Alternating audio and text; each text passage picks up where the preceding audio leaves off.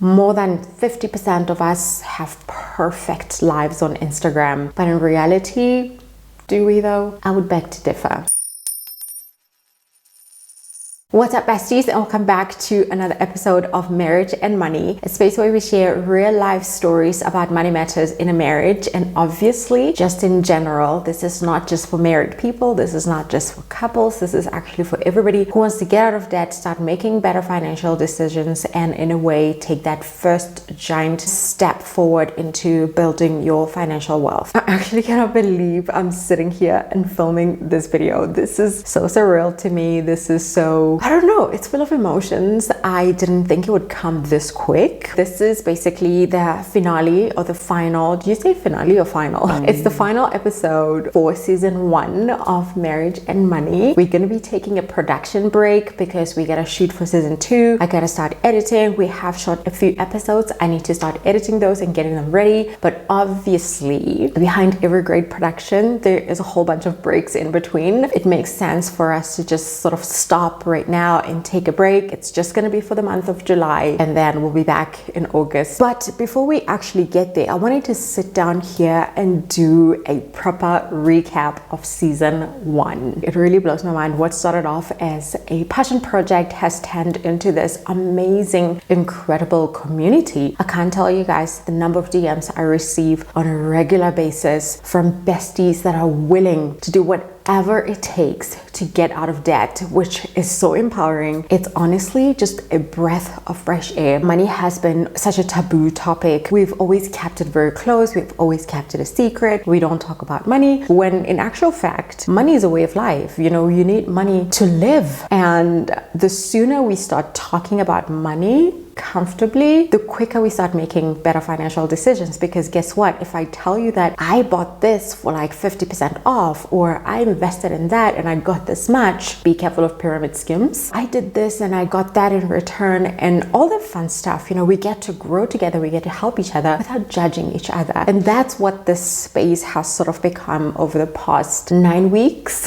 It's actually insane just saying that. We have actually shot and uploaded 7 entire episodes of Marriage and Money, all of which offer different things. I tried by all means to make sure that we get different perspectives, because it's not just about black tax, even though we know black tax is a thing and it's real. My brother-in-law would beg to differ. Honestly, I still say there is a limit to responsibility, especially when it comes to black tax. It can't just be put on you and you have to sort of like take it. But at the same time, it is a thing and it's real and it's happening to the most of us out there. We spoke about black tax. We have spoken about, you know, getting in debt, how we got out of debt. In episode 1, I sat down with my girlfriend Aisha, and she actually spoke about how her and her husband, then boyfriend, you know, would choose chicken livers over a Woolies chicken because it made financial sense at the time. That was the commitment to, you know, getting out of debt, and they were doing it together. And I think one of the things that most of us don't realize is when you work together as a team, you actually get to your financial goal quicker. We obviously didn't realize that. Myself and my husband, then boyfriend, we went the long route of doing things individually, just because, you know, for so long in our relationship we hadn't combined our finances, and it just made sense for us to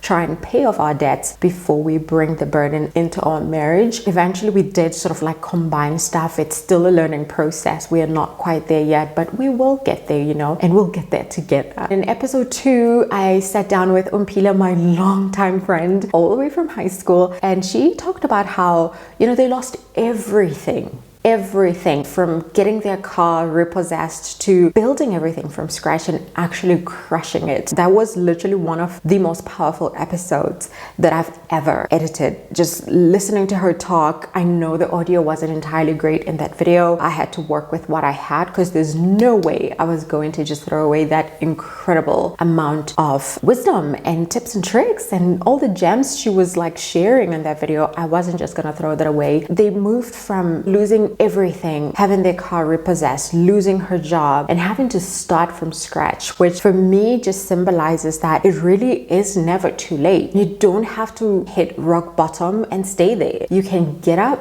dust yourself off, and find a plan, stick to it, and make it work. Her husband, then boyfriend, used to give her the money to finance the business and buy whatever it is they needed. And right now they're both crushing it individually in their respective businesses and doing it together in their marriage as well. That is just one of those success stories that Instagram will never tell you about, because that one little square picture that you see on the feed doesn't tell you the backstory. I always say to people that I get to meet in real life, some people will say, we saw this picture that you posted, or we saw this video, or we saw something, and I always say, there is a story behind everything. And more than half the time I actually tell this story, and Instagram will never really tell you that. So try and avoid comparing yourself with somebody else's Instagram feed. More than 50% of us have perfect lives on Instagram, but in reality, do we though? I would beg to differ. In episode 3, that was you guys' absolute favorite. I got to sit with my mom when I approached her about, the interview, that I wanted to ask her a few questions about how they handled money. Her and my dad, in their 29-year marriage, how did they do it? How did they figure it out? How did they get it right in a way? And I'm saying this because to me as a kid, it looked right. My dad used to be the sole provider.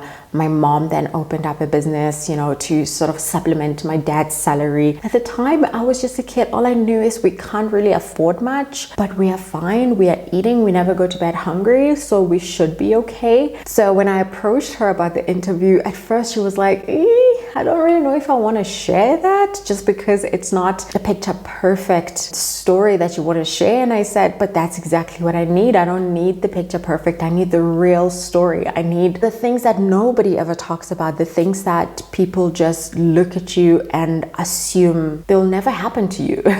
Because when they look at you and what you have, or what you're portraying, what you're showing, what you're putting out on display is the exact opposite of what you might have. My mom has always been like the realist. Even when we were young, like I said, she would call me while I was playing with friends to say, I gotta go to the shop because, we're running out of drinks, or we're running out of stock for whatever, and I gotta go buy it. She really didn't care whether or not I was playing. It was those people at their homes, they're fine. If we don't do this, we're not gonna be fine. So you have to go. Obviously, the kid in me was just like, this woman is ruining my life. I would never say that to my parents. I mean, my kids will probably say that to me because the now generation is so different from us, but I obviously would think it. I just would never say it out loud. And I mean, looking back now, it is what had to be done. Where would I be if it wasn't for that? Where would my brothers be if it wasn't for that? I'm glad that you guys loved that episode. One of the things that really stood out for me in that episode is how she avoided debt at all costs. And 2, something that we still joke about to this day, that you don't need 2 cars. You really don't need 2 cars. At the time when she said it, I felt attacked. I did genuinely feel attacked. I even said that, but I get where she's coming from. You really don't need 2 cars. You can make do with the 1 car that you have. When Nola was born, myself and Dizzy Basil went back and forth about, do we need another car? What are we gonna do? We have 3 kids now. And we held out for as long as we could, up until that one trip. I still remember it, when we were going to Welcome. Kamahela looked so uncomfortable on the drive there because we were in Dizzy Basil's car. It's a sedan, and so we had 2 car seats because the kids were still so small. They both needed car seats, and Gam was in the middle, and she looked so uncomfortable. And I remember just saying, we need another car. Thankfully for us, Dizzy wasn't owing anything on his car, and so we were essentially just, and I'm saying we, even though I was the one paying for it because the car is my car. Obviously the money was being taken from what could have been contributed to the household money, and so I'm saying we were only then paying for 1 car instead of paying 2. I wouldn't advise anybody to be paying 2 car installments when you don't need it. 1 car is fine. I completely get it. I know how much of an inconvenience it is when you need to get somewhere and your husband or your wife or your boyfriend or your girlfriend has the car, I implore you to start planning properly. If you have one car, you have the two cars, you're paying 2 car installments, consider selling the other one and then start planning properly around, you know, the one car that you have. My friend Aisha, I don't know how she's gonna feel about me saying this, but her and her husband, they have one car, 3 kids, and they are making it work. It's actually quite incredible. There's been moments where myself and her would have to attend work events and she would just tell me, look, I'm not gonna have the car on this day because my husband has to go do this, or I don't really want to leave him alone with the kids and I have the car. And I would meet her halfway, like, I'll pick you up at home because it's already on the way there anyway, or hop on the Gautrain and I'll pick you up from there. She has picked me up from the Gautrain as well while my car was broken down. You'd be amazed at how much your friends are willing to meet you halfway if you come clean. It's all about communication. Plan around the one car that you have. We did that for 9 weeks straight while we're still trying to figure out what is wrong with my car. We planned around one car and it actually worked. The only time where it doesn't work is when we all have to be in the car. Someone's growing older, everybody's growing older. It's just becoming a hot mess to a point where we ended up getting really out of a car seat, which I don't think is an entirely safe thing to do. But at the same time, we didn't have much of a choice. All I'm saying is, you know, just try to make the one car work while you are paying off debt. Be willing to sort of like deprive yourself of the instant gratification. I think what they actually call it is delayed gratification. So if you can delay the gratification as much as possible while you're paying off your debt, by the time you actually get to whatever it is you want, it's gonna be like 10 times more sweeter because you don't owe anything. It's your money. You don't have to explain yourself to anybody, and you don't have to make a payment arrangement for nothing because it's your money. And then another episode that you guys absolutely loved, which was episode 4, was where myself and my husband Dizzy Basil actually shared our money mistakes. Again, this goes back to that misconception that people look at you from the outside in and they just assume that you have it all figured out, that everything is peachy creamy and everything is just exactly the way it should be and you never have to worry about anything in the world. It was insane, but at the time it made sense. We didn't know any better about money. Sometimes you make a series of financial decisions that seem good at the time but end up not being good in the long run, and you sort of learn from that. You don't hold a grudge against yourself. You don't stay angry with yourself for too long. You don't stick your head in the sand and say, you know what, if I ignore it for long enough it's just gonna disappear, because it won't. You learn from that. You take that and you learn from it, and then you move forward. We made a dramatic amount of money mistakes. I honestly felt very liberated after sharing that episode. I did not want to sugarcoat that video. I did not want to come on here and say, no, we only had like 2 credit cards and, you know, a little bit of debt here, a little bit of debt there. No, it was bad. It was really, really bad, but we got out of it, and you can too. You really can do it. You just need to, again, delay a little bit of things, deprive yourself a little bit, prioritize very well, and stay committed. In episode 5, that's where I got to actually sit with Refilwe, our private wealth manager, and she shared some incredible tips and tricks on there, building wealth, investments, what you can and can't do. And the one thing that really stood out for me from that episode was be mindful of who you are talking to when you go to the bank. You find yourselves in situations where you really didn't want to be there. You had no intention of being there, but you were sort of ill-advised, and there's no shame in asking, you know, so what do you do in the bank? Oh, I'm a private wealth manager. Okay. Or I'm a, you know, financial advisor, or I'm a salesperson. Oh, okay. You know, so that it sort of gives you that little bit of perspective to say, okay, so if you're a salesperson and you're advising me to go out there and build up my credit by getting a credit card or opening a store account, it's, yeah, take it, but with a pinch of salt, let it simmer, get a second opinion, and don't be afraid to hop from one person to the next, because again, those are all the rights that we have. You have access to that. We worry so much as humans about what the next person is thinking about you, and we worry about offending people. At least I do. I know for a fact that I wouldn't walk into a bank and talk to one person about something and almost immediately go and talk to the next person about the exact same thing. I would rather go back, you know, let it simmer for a few days and then go back, or go to a entirely different branch, but I still get to where I need to go,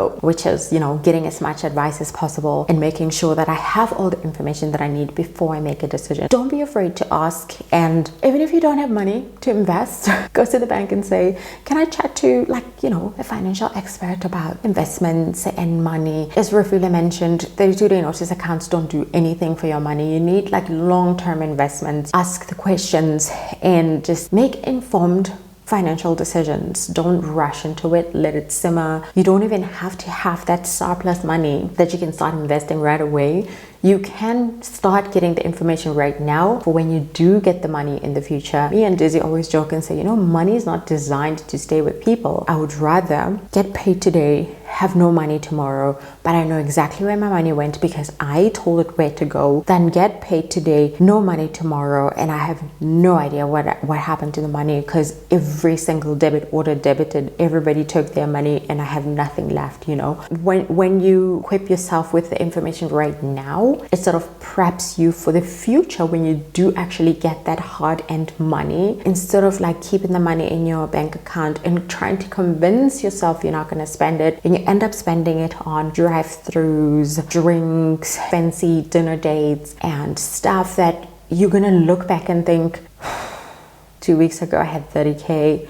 Today I only have 15. How is that even possible? Episode 6 was another fave. It was a complete takeover. I had taken a drive to my parents. I had just gotten my car back and I was like, I need to go on a road trip. Well, not road trip, but longish drive to make sure that the car is okay. So I went and drove to my parents. I also wanted to show them the car because my dad had been so worried for so long. But it was also the only time my brother-in-law was available to shoot. And I said to Dizzy, I really don't want to miss this opportunity. So you guys get started with the shoot. Being a single dad is not a walk in the park, and a lot of things that single dads never share is actually the money arrangements.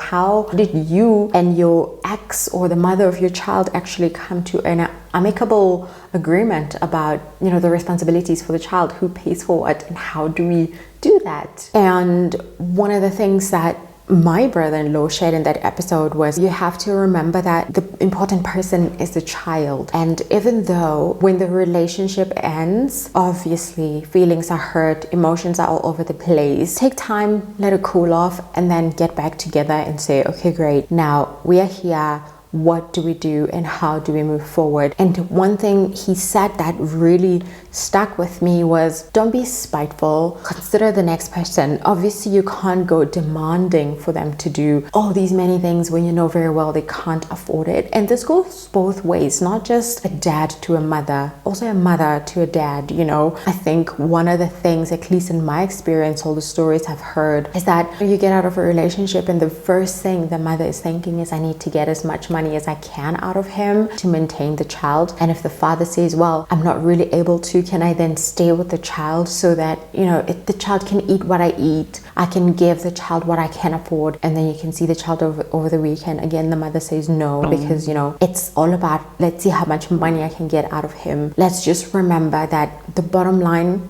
is not you, the bottom line is the child. Think about the future for that child and think about what it is you want for the child, because even though ideally we want kids to grow up in a happy home with mom and dad, it's not always the case. But it doesn't mean that a child cannot grow up with a mom and a dad that work together to make sure that the child has all they need. So don't be spiteful. Talk about it as proper mature adults that have nothing to lose but so much to gain for this precious person or these little human beings that you guys made together. And then of course in episode 7 we spoke about how we got out of debt. I had a few people message me asking if we are done paying our bond. No, we're not. The only thing that we have on our names is the bond. The only thing that we are paying that is sort of like a full-time commitment, legally so, is our bond. We are planning on paying it as rapidly as we can, but at the same time we're just freshly out of debt that we're still trying to figure out, what should we do, what can we do,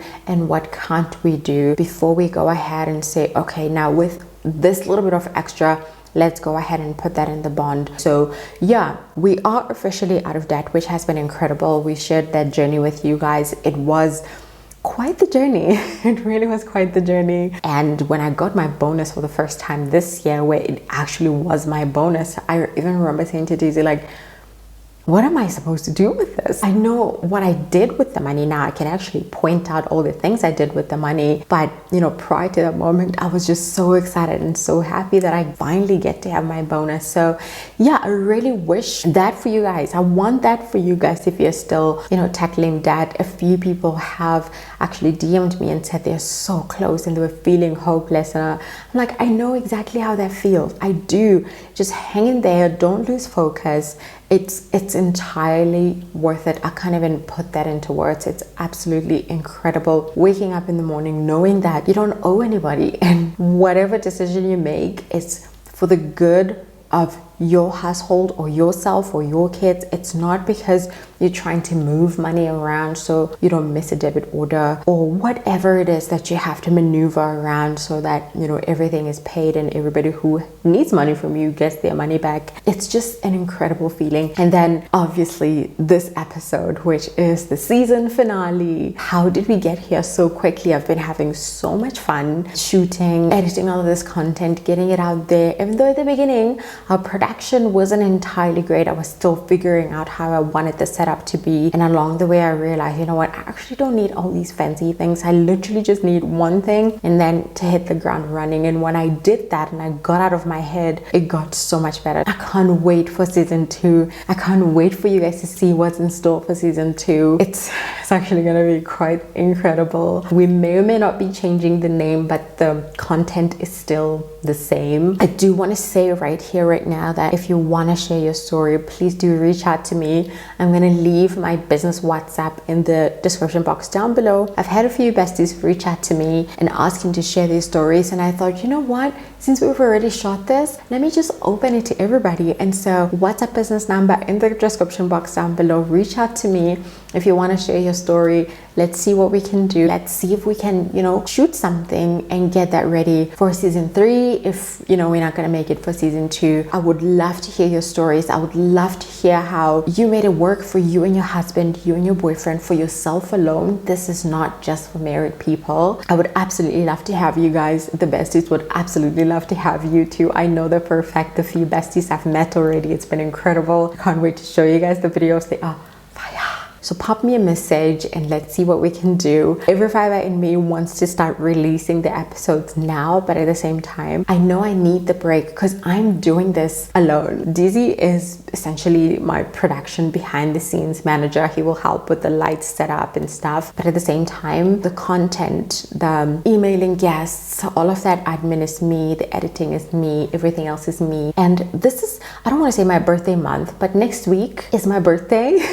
Next week, Wednesday, exactly 7 days from now, it's my birthday, and I really didn't want to spend it stressing out or tired. I just wanted to relax, and I thought, you know, naturally, let me just use the month of July as a production break, and then we'll come back in August and basically just hit the ground running. So yeah, I actually am blown away. I get blown away all the time. Every single time I read a comment, I reply to a comment, I'm just like, oh my God. I thought people were gonna shy away from sharing their stories in the comment section. I thought I would be, you know, releasing this content and get met with crickets on the other side, you know, dead silence, because it's about money and nobody ever wants to talk about money. So I'm really grateful. I really appreciate you guys sharing your stories, keeping the conversations going.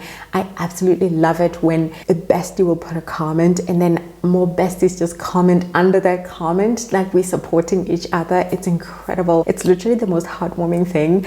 I'm usually smiling from ear to ear reading the comments. I don't always respond. I'm terrible with that. Like I said, this is a one-man production and it's taking a toll on me sometimes. I'm not gonna lie. I'm shooting this in the night.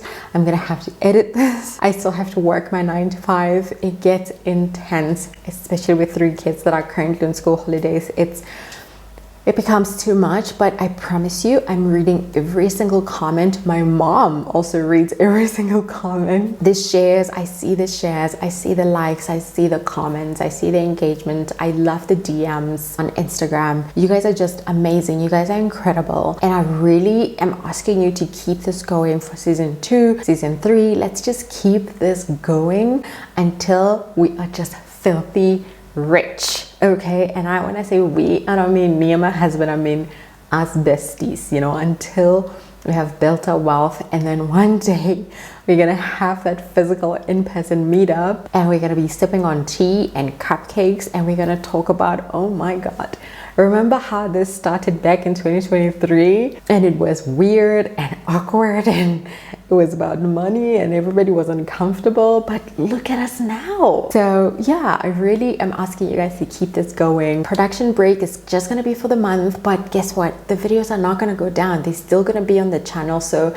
if you wanna go back to watch the videos, please do so. Share it with friends, share it with family, and let's keep the conversations going. Let's keep the momentum going, and let's continue to help each other get out of debt. Let's step closer to financial freedom and that double step to financial wealth. Let's keep going. I wanted to sit here and do a proper recap of season 1 and sort of tell you guys what to expect or when season 2 is coming, all that fun stuff. For the bestie who is just stumbling upon this video today, I'm going to leave links in the description section down below as well to all the previous videos. In fact, there is a playlist, so I will leave a link to the playlist down below. Go ahead and check it out, and I hope you guys enjoyed watching this video. Don't forget to subscribe. First episode of Marriage and Money season 2 is gonna air on the 2nd of August 2023, and I really cannot wait. I may or may not change the name. I will explain that a bit later and make it make sense if I do decide to change the name. But right now though, just know that season 2 is coming back on the 2nd of August, 11 a.m. sharp, and I cannot wait. But until then, I hope you enjoyed. Keep watching, thumbs it up, subscribe, and we'll see you guys tomorrow for the vlog and in season 2 beginning of August. Bye besties.